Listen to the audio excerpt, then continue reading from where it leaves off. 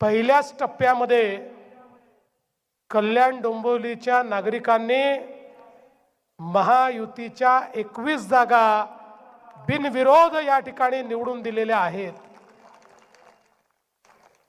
अर्थात यामुळे काहींना पोटदुखी देखील झाली आहे, पण मी त्यांना कालच सांगितलं, तुमको मिर्ची लगी तो मैं क्या करूं।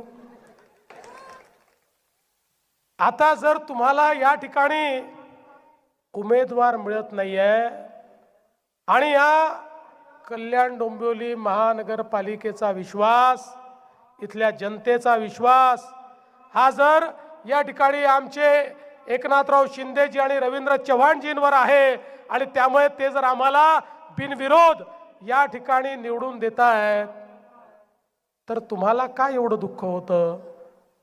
पण एक नवीन नरेटिव्ह सेट करण्याचा प्रयत्न आहे। भाजपा जिंकली, शिवसेना जिंकली, महायुती जिंकली की यांना ईव्हीएम दिसतं। आता ईव्हीएम बंद झालं, आता यांनी सुरू केलेलं आहे बिनविरोध बिनविरोध बिनविरोध। बंधू भगिनींनो, देशाच्या लोकसभेमध्ये आजपर्यंत 35 खासदार हे बिनविरोध निवडून गेले, त्यातले 33 काँग्रेसच्या काळात निवडून गेले। त्यावेळी लोकशाही जिवंत होती आणि आता कल्याण डोंबिवलीच्या लोकांनी आमचे 21 लोक बिनविरोध निवडून दिले तर लोकशाही पायदळी तुडवण्यात आली, लोकशाहीची हत्या झाली। खऱ्या अर्थानं कुठेतरी या सर्वांनी आरसा पाहण्याची गरज आहे। पण आता तुम्ही इतका जबरदस्त अशा प्रकारचा मॅन्डेट या ठिकाणी दिलाय की आता मागच्याच वेळी तुम्ही जर विचार केला तर भाजप शिवसेना मिळून जवळपास 94 जागा तुम्ही दिल्या होत्या 122 पैकी।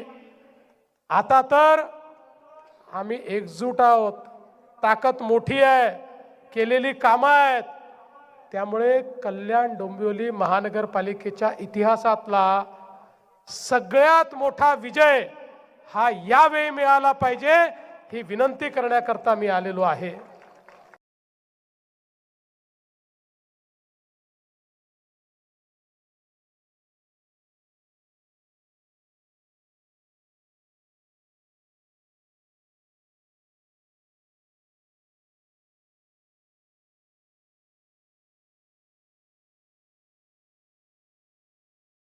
कडू बोल वृत्तवाहिनी, सत्याचा कडवट आवाज।